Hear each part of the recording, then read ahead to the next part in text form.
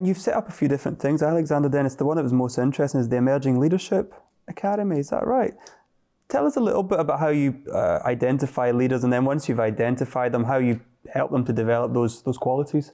So back in 2007, when I joined the company, we didn't hire apprentices. And I thought that was really sad, because a company that had been around for over 100 years with a huge engineering pedigree didn't hire apprentices. And it didn't hire apprentices because it saw that as a cost. Our average age at that time was 48. I'm not ageist, but that's getting up there. And in the very early days, immediately, pretty much, we hired around 30 apprentices, and we've done that ever since across all of our facilities. It took us 2 years to really then start to create our graduate development program, because frankly, I didn't want graduates or interns coming in to learn how to make tea, coffee, and to photocopy and to shred documents, because historically, sadly, some kids don't get the opportunity to have really interesting projects with brilliant mentors, and ideally taking something forward. So AD24, our internet portal, guess what?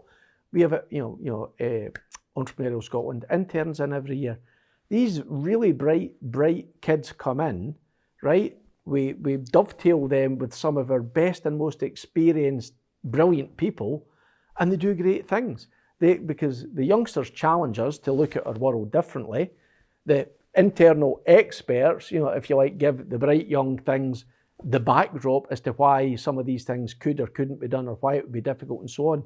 And a combination of both things break through walls. So by 29-10, we had a nice youth component coming through this old factory with old people. By 2010, we'd then be talking to Scottish Enterprise, and frankly, I wanted to promote from within. Every time you bring someone in from outside, now I'd come in from outside and I brought some people in from outside, but I'll tell you what, if you can promote from within. So Wally McGlumfer was a brilliant tradesman, and then he became a brilliant supervisor. He's never had a day's training.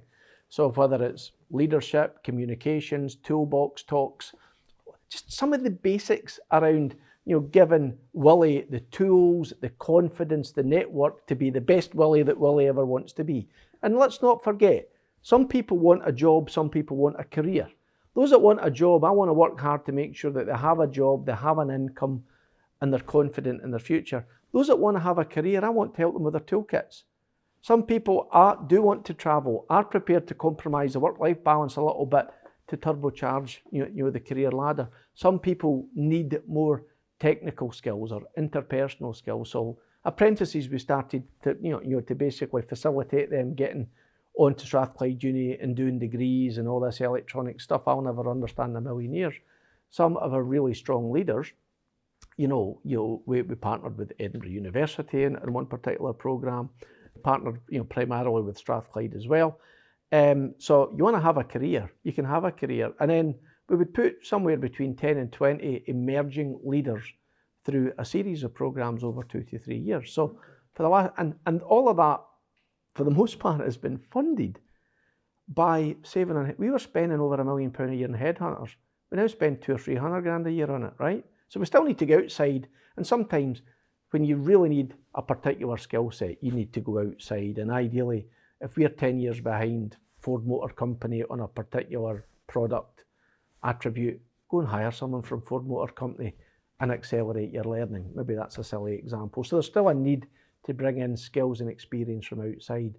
But if you can promote from inside, the feel-good factor and the recognition those individuals get for having been brilliant and loyal servants, why would you not invest in them, right?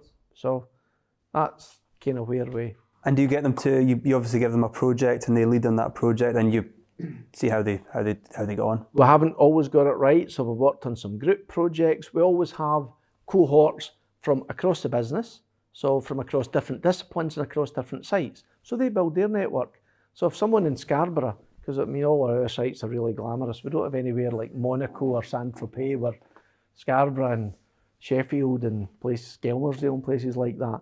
But they get to build their own network across our little world, and they get to go from being functionally expert to understanding how a business works, how that clumsy handoffs from finance to operations to engineering can create downstream carnage, where in fact, if they get to walk in their peers' shoes and understand their needs and wants to do their job to a brilliant standard, it can be quite reciprocal, and then just keeps raising the bar all the time. So it's far from brilliant, right? But it's good. And it didn't exist not that long ago. I know, that's amazing. I think it's a lovely thing to see that sort of momentum in a business where you see people coming up, as I heard, it's a great, it's a nice wee cheesy quote, you're never too old to learn and you're never too young to teach. That was a good one.